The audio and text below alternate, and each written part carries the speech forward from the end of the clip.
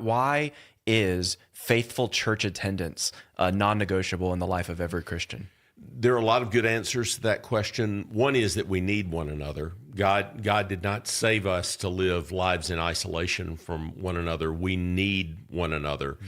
And that's one reason why the assembly is such a wonderful thing. Sometimes you don't feel like seeing one another, but then when you see one another, you realize I needed this.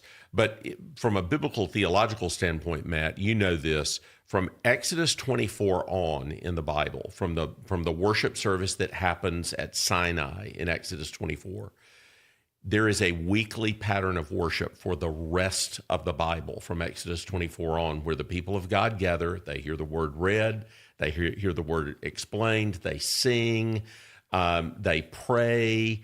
In the New Covenant, of course, they celebrate the Lord's Supper and administer baptism.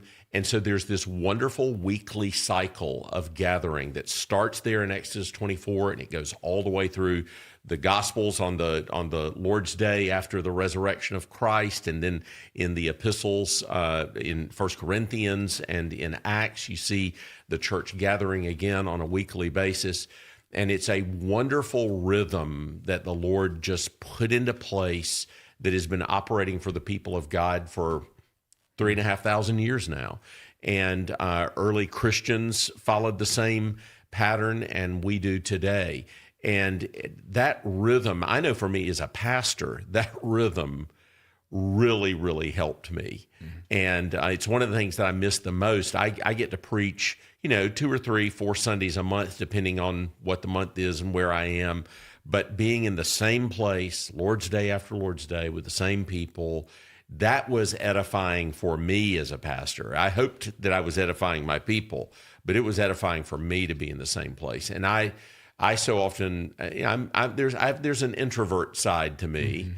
and I would often be in a sort of an emotional, spiritual situation where I felt like hiding, and being with the people of God drew me out in all the best ways. How about you? Well, when I think of this idea about Sunday being, obviously a day as a pastor that I want my people to look forward to, and I want them to get the most out of it. One of the things I'm trying to help them remember is that church is not just an event you show up to, it's a family you belong to. And so therefore, if you belong to King Jesus, Sunday is the most important day of your week. It doesn't mean it's the easiest day. It doesn't mean it's always going to feel like the most life-giving day.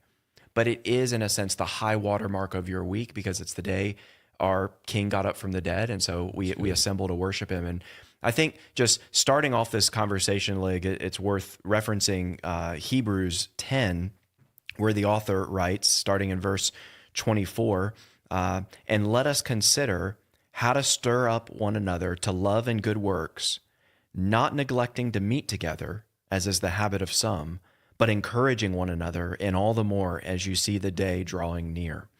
Several years ago, as I was studying this, I noticed that the way the author has written even the grammar of the sentence is a bit different than we may expect. We would expect him to say, let us consider how to stir up one another to love and good works. And then he gives the how. That's verse 25. How do you do that? Not neglecting to meet together, as is the habit of some, but, and then he's going to say the alternative. So you'd almost expect him to say, not neglecting to meet together, but rather meet together.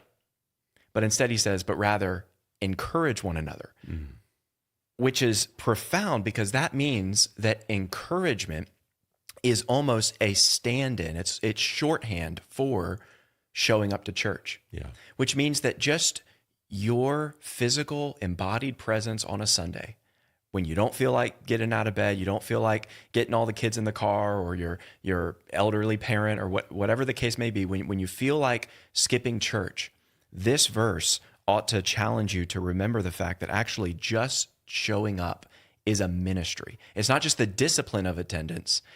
We have a line in our church covenant where we say we will commit to the ministry of attendance. That's a DNA phrase. And we call it the ministry of attendance because that's what Hebrews says it is.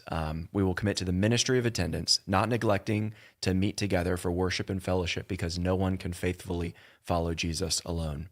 Now, I trust we're speaking to pastors, so I don't know why they're in this vocation if they don't think it's important to show up to church. But we know that people in our churches don't always see the importance of that, especially in a day and age when extracurricular activities like kids sports and other things are competing for Sunday mornings.